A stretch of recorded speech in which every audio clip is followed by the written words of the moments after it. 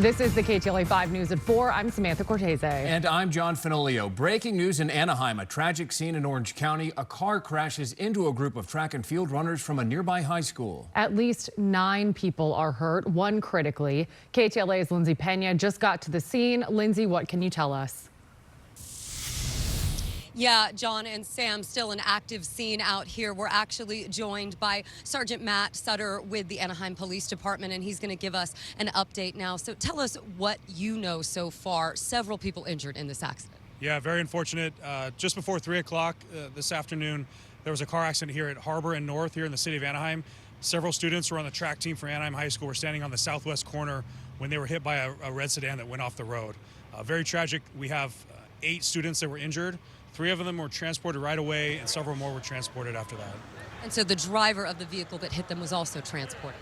The driver was injured. He is en route to the hospital now. He is under investigation for DUI. It hasn't been confirmed, but it's something we're looking into. I was talking to some people who were on scene right after it happened and when it happened, and they said it looked like the car did not stop, and it just crashed into the students who were on the sidewalk when this happened. Is that correct? They were on the sidewalk waiting for the light to turn so they can continue their practice run. And we're still interviewing witnesses to determine what exactly happened and why this collision occurred. How much longer do you guys anticipate that you'll be on scene here?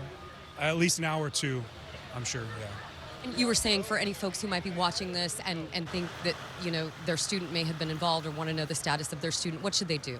Right. We have school resource officers on scene here, but if your student is a track student at Anaheim High School, you can contact the Anaheim Police Department or the school district.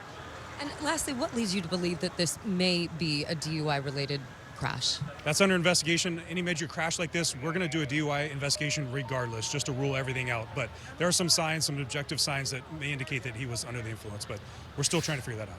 And you were saying you don't have an update on the status of the people who were transported? No, they have varying degrees of injuries. 3 were transported immediately. Several more were transported, a delayed transport, they call it. And at least 1 student in critical condition right now that we know? Yeah, I asked, we're not worried about any fatalities at this point, but you never know. It's still early on. We're very concerned about the students that were hit. Thank you so much, Sergeant Sutter. Thank you for your information. We appreciate that this afternoon. All right, that is the latest from here on the ground in Anaheim. John and Sam, we're going to try to get more information from witnesses and police and bring that to you as soon as we have it. For now, we are live. Lindsay Pena, KTLA 5 News. Absolutely tragic, Lindsay. Thank you. We were just getting a view from Sky 5, which just arrived on the scene there where you are, and we will keep track of this story. We hope all the best for those students who are in the hospital right now. Just a tragic crash there on what I believe is North Street in Anaheim with the track and field cross-country team at Anaheim High School. Yeah, heartbreaking. And now at 4, a legal setback for the Trump administration. A federal judge blocked the president's deployment of National Guard troops here in Los Angeles. Today's ruling also orders control of the troops back to California. KTLA's Corrine Winter is in our news center with reaction and details on the next steps. Corrine. It's the latest legal victory in a courtroom showdown between California state leaders and the Trump administration. San Francisco Federal District Court Judge Charles Breyer ruling today, directing the federal government to return control of National Guard troops to Governor Newsom, writing in his decision, quote, "The founders designed our government to be a system of checks and balances. Defendants, however, make clear that the only check they want is a blank one." Roughly 100 troops remained in Los Angeles following the deployment of 4,000 earlier this year to combat massive protests after the immigration raids. Some of those Guard members were stationed at downtown LA's Metropolitan Detention Center. We checked that location today. It was an empty scene. It's unclear if those troops were deployed elsewhere or staged at another area. Judge Breyer halted the court order until Monday to give the Trump administration more time to appeal the decision. The White House had this response to the legal setback today. President Trump exercised his lawful authority to deploy National Guard troops to support federal officers and assets following violent riots that local leaders like Newsom refused to stop. We look forward to ultimate victory on the issue. This ruling comes after months of legal back and forth over the administration's authority to federalize California's National Guard. Governor Newsom fought to return control of troops back to the state, calling the president's move illegal and unprecedented. Back in July, the president started the process of reducing the number of federalized troops in Los Angeles. The administration was then taking steps to lower that deployment to 100 troops that were supposed to remain federalized until February. One of the state's biggest arguments in this legal battle was that the civil unrest had declined significantly since those violent summer demonstrations and that the use of military force was no longer justified. But attorneys for the Trump administration countered that argument, saying threats to federal agents remain, and they referenced a recent incident where officials arrested a man who allegedly tried to firebomb a federal building here in L.A. Attorney General Rob Bonta said President Trump cannot federalize the National Guard without justification. The judge made it very clear. He used very strong language, like the position of the federal government is shocking. It's incredible. It's concerning. And it is. They've taken the position that they can treat the National Guard like the Royal Guard. Question remains, will this latest court ruling hold up, with a possible appeal on the way? The question is what the Ninth Circuit does, because we think this case will be appealed up to the circuit court.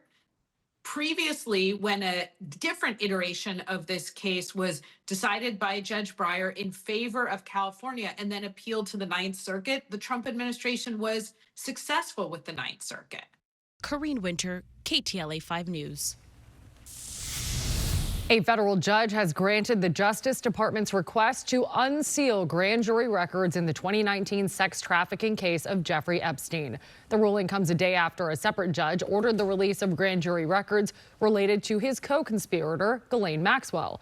Hundreds or even thousands of documents could be released within a matter of days. A few weeks ago, Congress passed the Epstein Files Transparency Act, which requires the Justice Department to provide all Epstein-related records to the public by December 19th.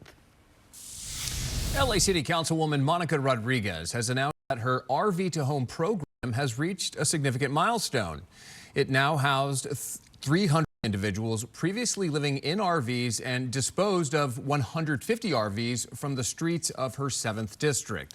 Officials say the program has been so successful that it's now expanding across Los Angeles. The City Council has adopted this model as the opportunity that we can now expand into other council districts for other service providers to also continue to model across the city.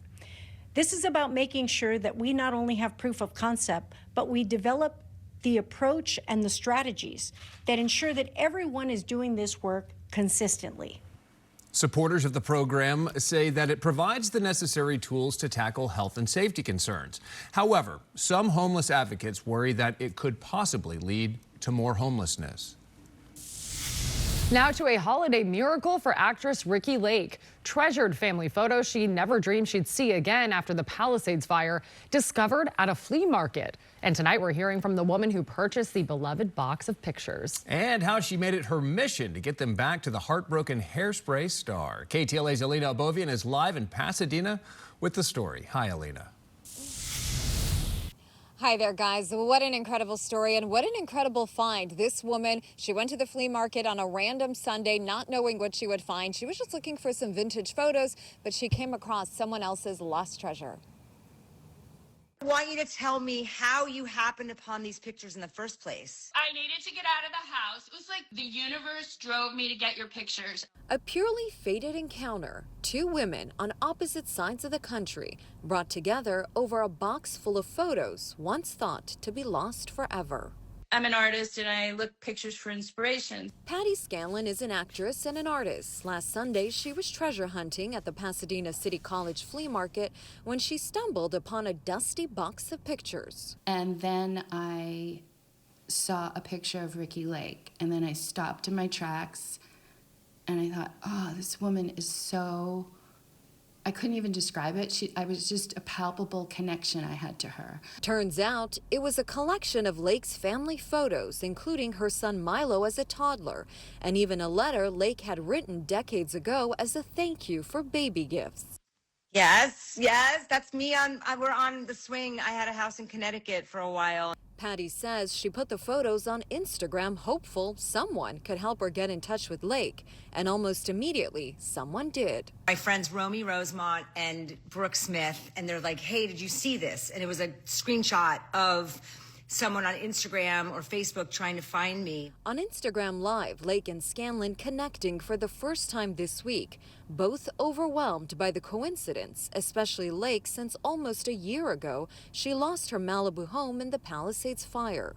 I mean, I thought they were gone forever. I had made peace. It was such a heartache and such a painful thing to kind of come to terms with, that all of these memories are no longer in front of me. They're just in my mind and heart now. But the fact that we found these is unbelievable. A miracle find indeed. The box of photos was sold at an estate sale prior to the Palisades fire and somehow ended up at the flea market, just waiting for the right person with the right eye. The profundity of what happened and also the joy that it's been bringing people. They're so hungry for good news right now and something to wrap their arms around and to feel good, because we're just inundated with bad news. Good things happen to good people, and I really appreciate you so much, Patty. Thank you so much. And a happy ending, of course, just in time for the holidays. Patty explained she's now shipping all the photos to Lake, who is in New York. And guys, what a really nice story. We'll send it back to you. Yeah, that felt good to watch, Alina. Thanks. Yeah. All right, we've got more coming up on the News at 4. Casey Montoya has your forecast. Hi, Casey. Hi, warm again today, above average for everyone, even the beaches. How much longer will these warm temperatures last? We'll talk about it. I'm David Lazarus. The Fed cut